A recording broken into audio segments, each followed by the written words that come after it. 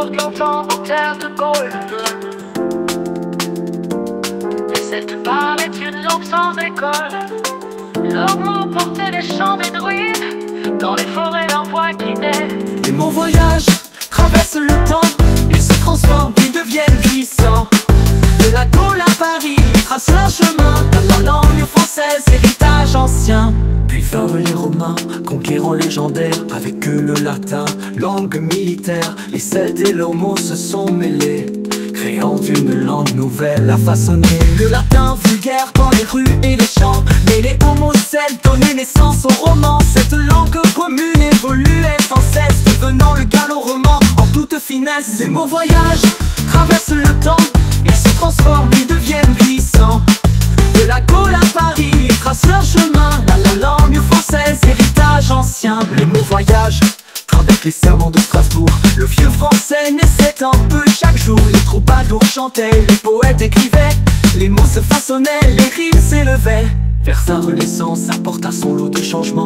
Avec Françoyer, le français fit serment. Ordonnance de ville et Cauteret, acte solennel, le français devint langue officielle. Les mots voyagent, traversent le temps, ils se transforment, ils deviennent puissants. De la Gaule à Paris, ils tracent leur chemin dans la langue française, héritage ancien. Les mots voyagent, traversent les serments de Strasbourg. Le vieux français naissait un peu chaque jour. Les troubadours chantaient, les poètes écrivaient, les mots se façonnaient, les rimes s'élevaient. Versailles brillait, la langue raffinée, les philosophes des Lumières, la langue française exaltée. Elle voyageait vers les Amériques et au-delà, portée par les colons, la langue s'étendait là-bas. La révolution marqua un retournant, la langue du peuple clair et ardent. Les écoles publiques, la langue enseignée, devenant langue de tous, démocratisée. Aujourd'hui le français continue de croître, parlé dans le monde, langue de choix.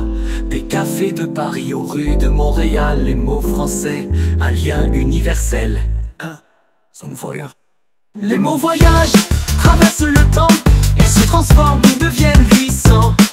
De la Gaule à Paris, ils tracent leur chemin dans la langue française, héritage ancien. Les mots voyagent, traversent les serments de Strasbourg. Le vieux français naissait un peu chaque jour. Les troubadours chantaient, les poètes écrivaient, les mots se façonnaient, les rimes s'élevaient. Le voyage des mots est loin d'être fini, chaque génération ajoute son récit. La langue française, riche de son histoire, continue de briller, un trésor à voir.